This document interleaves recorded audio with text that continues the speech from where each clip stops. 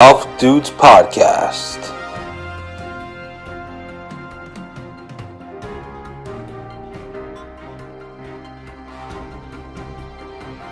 Here are the dudes.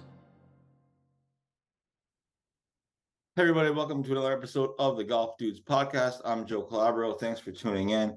A handful of things going on. A fun week, interesting week for sure. So thanks everybody for following. We'll get into some of the indoor golf stuff in a bit. But so a handful of things going on. Obviously, we're following Chris Francoeur through stage 1 of Q-School. He, at the time of this taping, the live scoring hasn't updated yet. So he hasn't posted scores yet. He teed off 9:30 a.m. But they haven't posted his updated scores yet. So as of right now, as of this taping, he is one shot outside of the cut line. He started the round inside the cut line, like we reported on Wednesday, and now he's one shot outside the cut line at 5 under. The cut is 6 under, which is crazy. People are going really low. Last week with Andrew O'Leary, I think the cut was like 2 under or 3 under, something like that. But these guys are going really low, so I'm sure the number's going to move even more. So he's going to have another good round today, and we'll see how he does. So we're following that. Of course, it was great to see golf back on TV late last night over in Japan. To be honest, if we're being honest here, I actually totally forgot that it was on. I forgot they were playing the Zozo last night. Colin Morikawa is 6 under. So, and then Live Golf starts their team championship on Friday, which will be interesting to watch. I like Live Golf. I like the team aspect of it. I have to build up team brands, of course. But there's some interesting matchups. Smash versus the High Flyers. So that's Brooks Koepka and Phil Mickelson and that crew. You have the Fireballs versus the Majestics. Sergio versus Henrik Stenson. Basically, you have the Rippers versus the Cliques, which is Cam Smith and then Martin Clymer on the Cliques. And then you have the Stingers versus the Ironheads.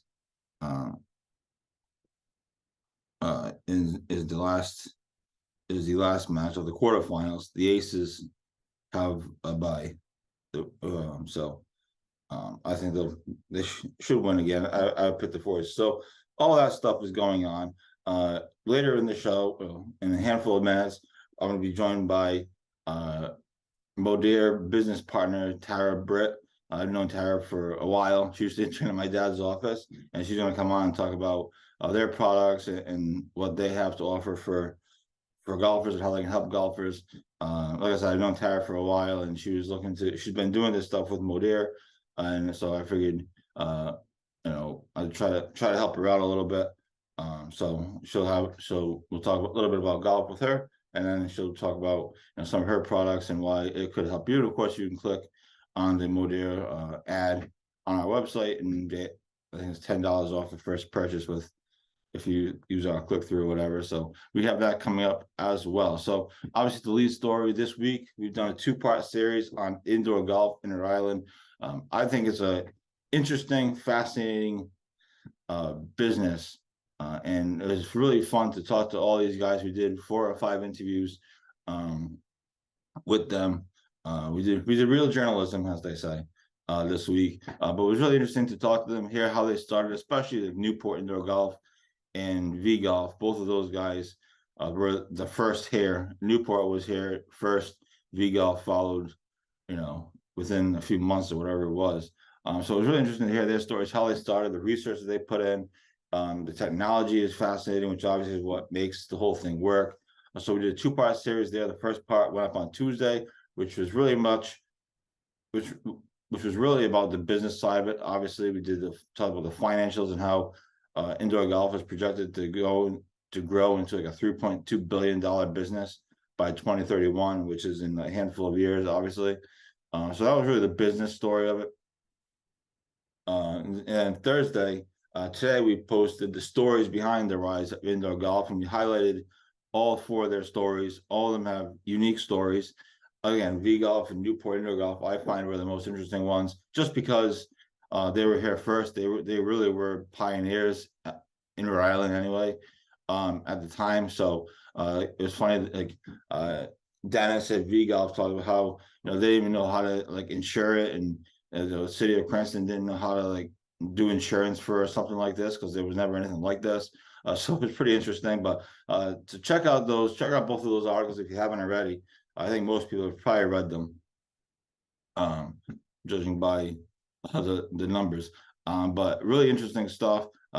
There's more indoor golf places opening. I know my friend Peter Walsh is opening his on Saturday. There's a grand opening in Warwick called the Golf 365 RI. So I'm looking forward to being there for that. And we wish him the best of luck. We'll have an article about that as well, to give him some love. And he's venturing now into the indoor golf business. So it's going to be interesting to watch how many more of these open in Rhode Island. There's still all four of these guys that I talked to all say that there's room probably for more if people want it. If people wanted it, there's just such a demand for it, such a demand for golf that it's really interesting. So we'll see how many more open in Rhode Island over the next couple of years or so. I mean, it's a fascinating business.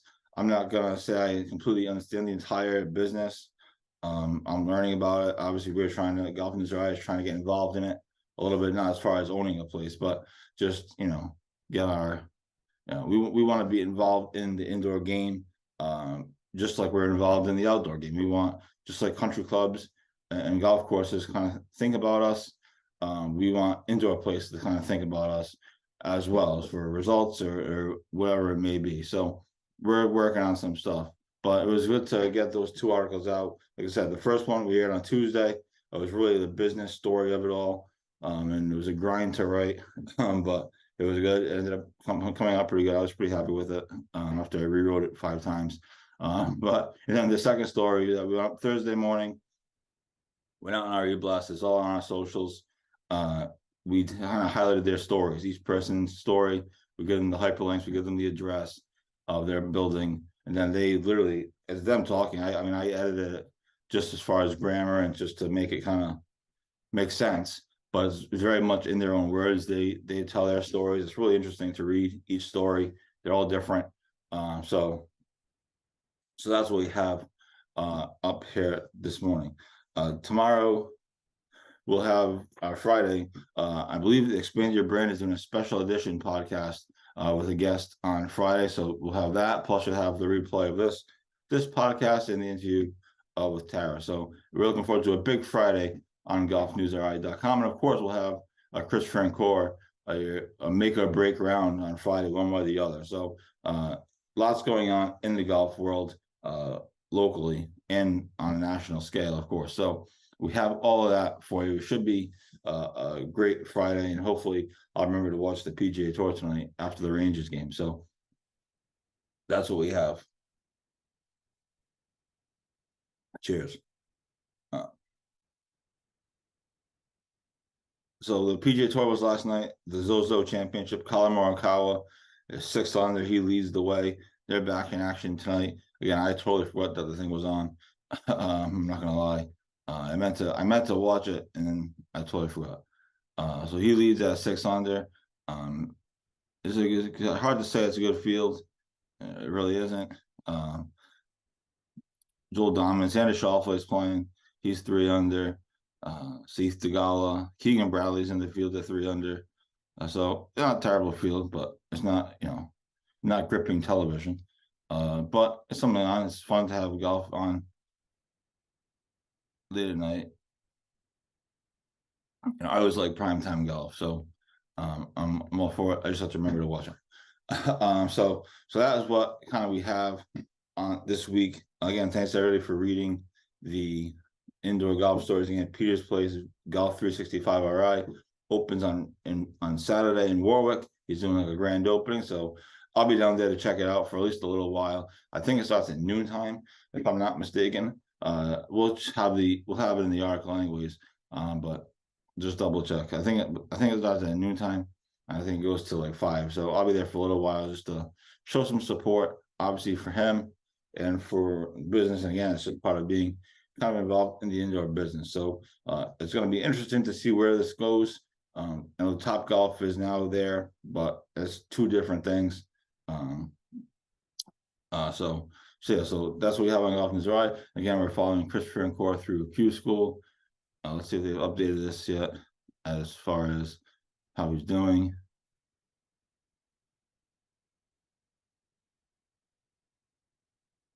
So as of right now, at 10, I'm taping this at 10:40 a.m. Chris is 1 over for the day, and he's 4 under for the tournament through 4 holes. So right now, he has 2 shots outside the cut line, with obviously the rest of this round and then Friday's round to go. So we'll be obviously following that closely for the next 2 days. Andrew Larry, tough break last week, didn't make it out of stage one. But as I wrote about, it's not necessarily over. Obviously, he'll probably be playing the mini tours, and maybe he'll go for PGA Tour Canada Q-School like Chris Francoeur did last year. So there are definitely options, and we'll check back in with him shortly. I haven't texted him since before this stage one started. I texted him the day before just to say good luck. But I haven't texted him since. I figured, kind of leave him alone a little bit for a while.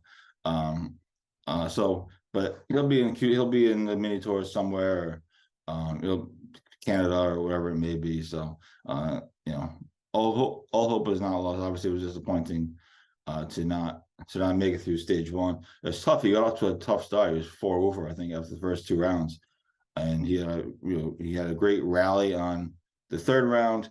And he was in the mix in the final round, and then I think a double bogey on the back nine, so sort of cost him the tournament. So, but he'll rebound. Will Dixon is in stage one of Q-School next week. There's so many weeks of stage one. There's obviously so many players, but once they get into stage two, then obviously the final stage. But stage two is very much, I think it's all the same week, if I'm not mistaken. It will be interesting to watch, and I don't know if they are or not. If Davis Chatfield and Patrick Welch play stage two of Q-School, they have an exemption into it through their finish on the Corn Ferry Tour. That's something to keep an eye on next week. I don't know if they will or not. I'm guessing probably not. If I had to guess, I would say probably not, because they already have Corn Ferry Tour stats locked up, and the only thing they can do is get to the PGA Tour. You need a top on the final stage. Well, if you make it to the final stage, you need a top five in ties, make it to the PGA Tour. So, but they do have the exemption. It's an opportunity to play competitive golf. And hey, you never know. Maybe they catch lightning. Maybe they catch fire, and go on a run. But that will be interesting to watch, to see if they end up playing stage two. I was figuring if they ended up getting the exemption into the final stage, I figure they probably would do that, because why not? You have a chance. But we'll see. So that's all coming up this week. Again, stay tuned to GolfNewsRI.com all weekend long for updates on all this stuff. I also think the McCormick shootout is this week at Triggs, if I'm not mistaken. So we'll obviously have coverage of that as well. So lots going on. And again, GolfNewsRI.com is your home for the best local golf coverage in the state and in the region. Now we're going to toss to my interview with Tara Britt. She's a business partner of Modere. And again, I've known Tara for a while. She used to intern in my dad's office back in the day. So it's really just a situation where just trying to help out. And that's kind of where it is. So here's Tara. All right, everybody, welcome back to the Golf Dudes podcast. Joined today by my friend Tara Britt, business strategist for Modere here in Rhode Island. Tara, what's up? How you doing today? Good. I was telling people before you came on that I've pretty much known you forever. It feels like you used to intern in my dad's office back in the day, and now you're doing this. But we're kind of wrapping up golf season. So talk about how you got into Modere, how you started doing this, what made you pivot away from accounting a little bit anyway. What was the grab from Modere? So it's funny that you say that about your dad and being in the office. And as an accountant, I would be there. I started off as an intern and then made my way up. I went from public accounting to private accounting. And I was in that industry for quite some time. And I realized that accounting season was kind of slow during the summertime. And here, being from New England, all of my coworkers and the CPAs that I was partners with decided that golfing was the thing to do. So being a former athlete and wanting to hop into the golf industry, I learned and maybe started about 4 years ago. So I was able to, be in the accounting world, started golf. I have a 2-year-old boy, and when I had him, I decided that I wanted to be more of a present mom, and I wanted to kind of pivot my career, still be able to help people, maybe still stay in the industry. So I decided to become a business strategist with Modere. I fell in love with their products well before I jumped into business with them. As I was approaching 40, things start to fall apart, especially on the golf course. I was a little achy, and I just wanted to make sure that I still felt great, looked great. I did a ton of research on collagen, and they are the #1 collagen out there in the market. So I kind of just got involved, and now I'm just doing expansion, getting in the golf industry, sharing it with other people. Now you can find more information about the products that Tara's going to talk about on our website. There's an ad on the side. Just click through, and then you get, I think it's $10 off purchase if you click through the GolfNewsRI link. So this is a huge product for golfers, especially people that are a little bit older, for sure. Like you said, things break down. We've been talking about the sport product and the life product, are the two products I think we've highlighted among others, but those are the main two. So just talk a little bit about those and how those can help people playing golf, whether you're a top amateur or you're a hack like me. You're not a hack. So yeah, if you don't know how important collagen is for your body, it's basically the glue that holds us all together. It's the most abundant protein in our body. So our connective tissues, our joints, ligaments, tendons, your eyes, your teeth, your hair, nails, skin, especially. It's what kind of keeps us together and helps us feel better.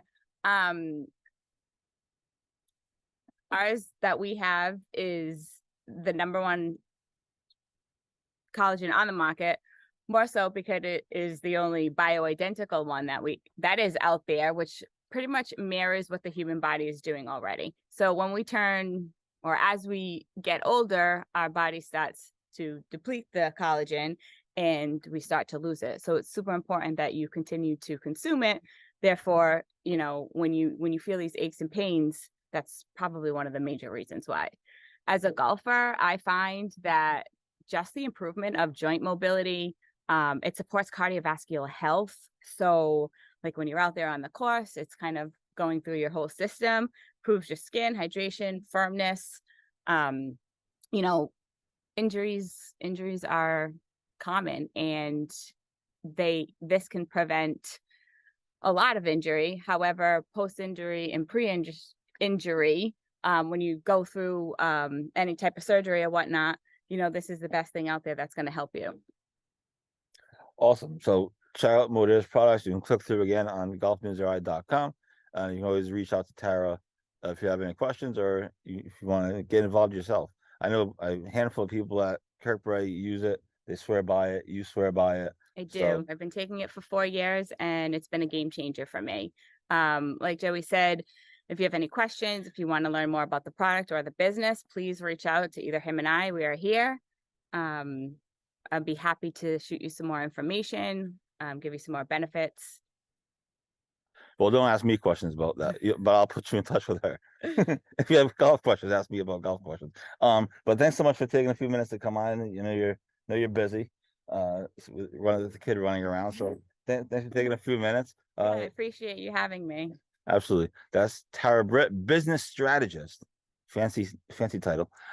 From Modere here in Rhode Island. So thanks again for coming on. And this is the Golf Dudes podcast. We'll be right back. All right, welcome back to the Golf Dudes podcast. Thanks to Tara for taking a few minutes to talk to me about her products and a little bit about her golf as well. She hits the ball a mile off the tee. Like the rest of us, the rest of her game is a bit of a mess, but all of our games are a mess. So, but it was fun to talk to her, and thanks to her for taking a few minutes. So, indoor golf this week. Hopefully, we'll see a lot of you in Warwick for Peter Walsh's opening on Saturday. I will be there, and obviously there'll be an article up on GolfNewsRI.com as well to give you all the information and links and everything else that you need. Peter was when we first launched, or before we launched, Peter was one of the well, there were a handful, but Peter was one of the more important people in helping us get this off the ground, thinking that it was a good idea, giving us some ideas on what to do, what to cover, etc., how to do it. So Peter is a very important person in the history of GolfNewsRI. Like I said, he was one of the handful of people that we talked to, had multiple conversations with about it before we actually launched. And so obviously we're going to want to give him some love, and try to support his business. So looking forward to seeing everybody there. Stay tuned to GolfNewsRI.com all weekend long for updates on the Q-School. Will Dixon is playing next week's Q-School, so we'll have that again. 3 straight weeks of Q-School. It's pretty interesting to follow. Like I said, I've learned a ton about it just over the last 2 years. I've had to learn a ton about it over the last two years or so. So it's pretty interesting stuff. And obviously, check out the Zozo Championship on the PGA Tour and the Live Golf Team Championships, which will be on the CW network, I would assume. So really interesting stuff, really interesting matchups. And golf season is winding down. We do have some things they're trying to do coming up. So we'll keep you updated on those. But for now, that's all we got. This is the episode of the Golf Dudes podcast. Talk to you all weekend long on GolfNewsRI.com. And of course, next week we'll talk to you with a Q-School wrap up. Will Dixon will be in the midst of Q-School. Chris will either make or break on Friday. So that's what we have. We'll talk to you next week. Bye.